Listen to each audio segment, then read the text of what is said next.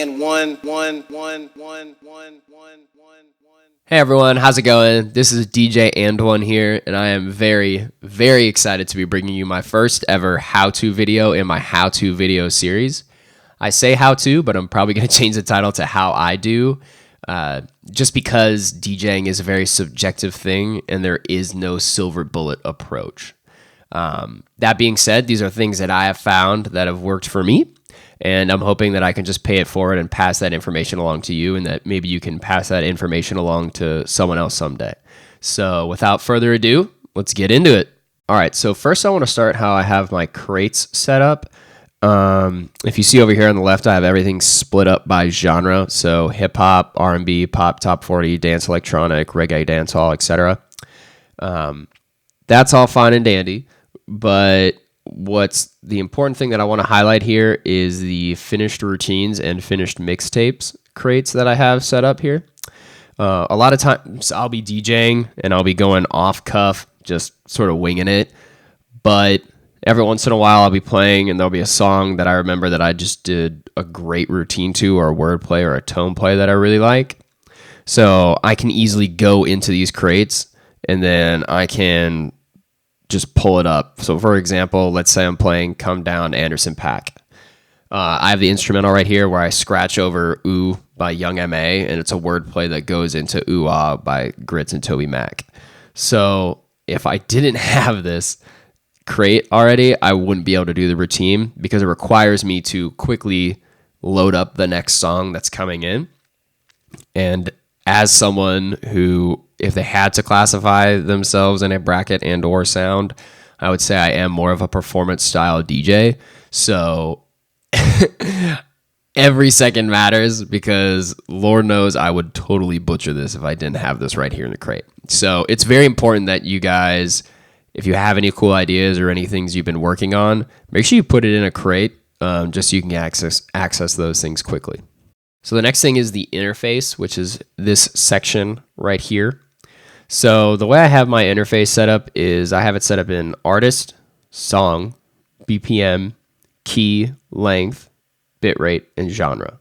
If you click on this tab right here in your library, or if you click on this little arrow right here, it'll pop up all of these different tabs that you can add or take away. So for example, if I hit album, it'll put the album that it's a part of right there. I have never needed to know the album ever when I'm DJing. I don't need to know that. So the only things you really need to know is obviously the artist and the song, because you need to know the song you're playing. You need to know the BPM of the song. If you are mixing in key, it's important that you have the key there.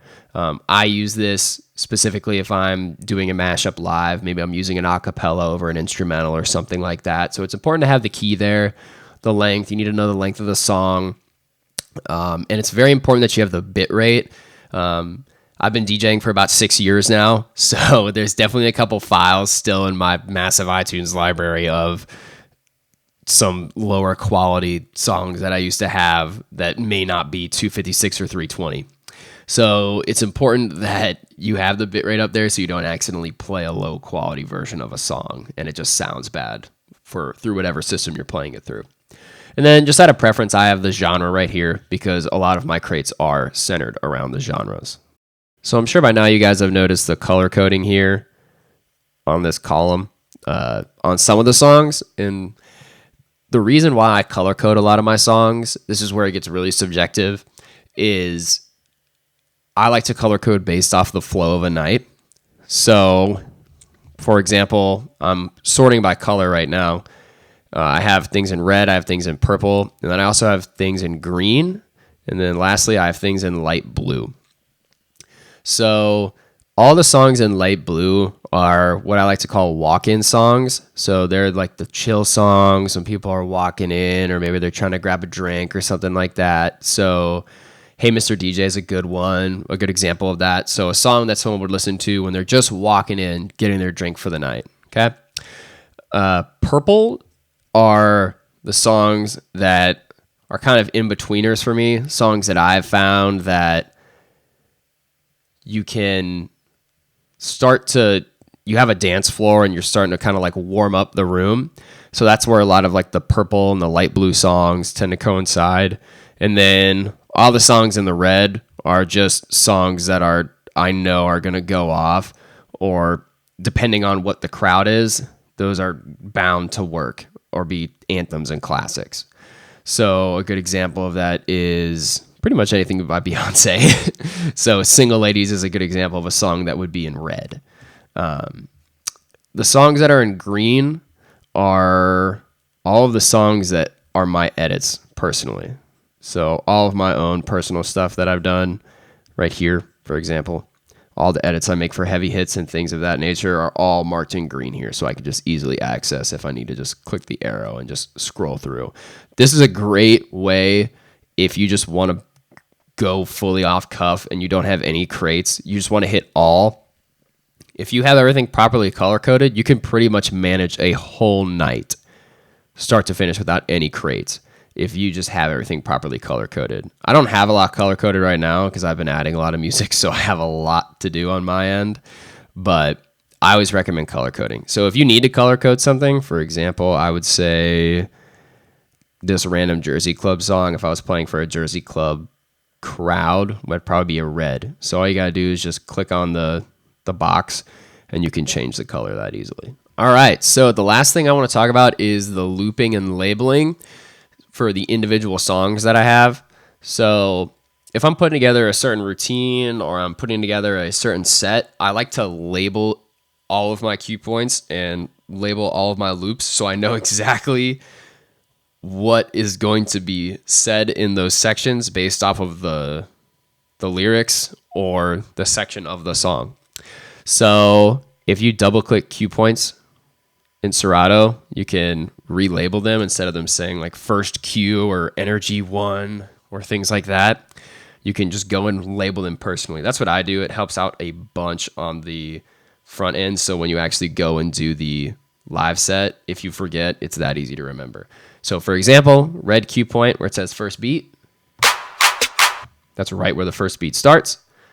The Nicky chop is just a reminder that I have for a certain transition that I like to do. The yellow cue point, self-explanatory. It says the same thing over and over. Ass. And then stop, if I'm doing a word play that says the word stop. Stop. It's very easy to jump to. And then this last one here is called ghost.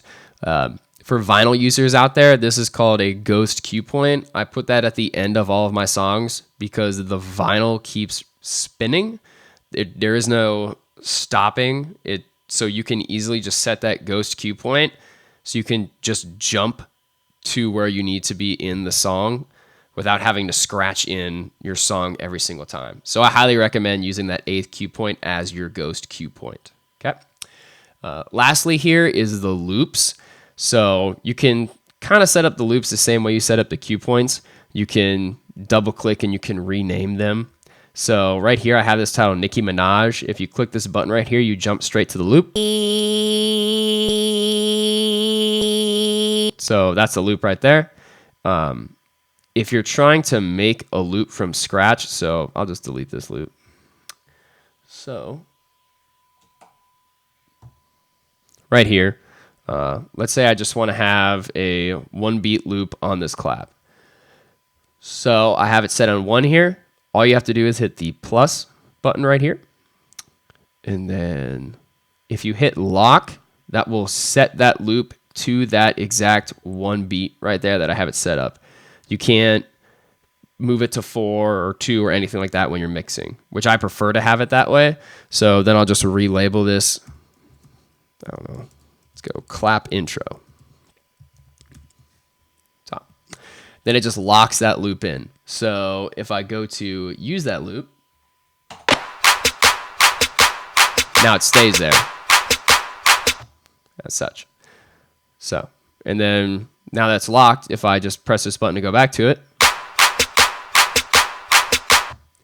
brings me back there every single time. All right, guys, that is everything I have for this video on Serato. Hopefully you found some of these things beneficial in terms of the crate setup, the interface, the color coding, the looping, and the labeling. These are just the foundational things and elements that I use every single time I DJ to help make sure my sets go smoothly and the way I sort of want to progress the night. So if you have any questions or anything, or you just want to hit me up and chat, you can always reach out to me on Instagram at DJ and One Music, or you can hit me up here on YouTube. Peace.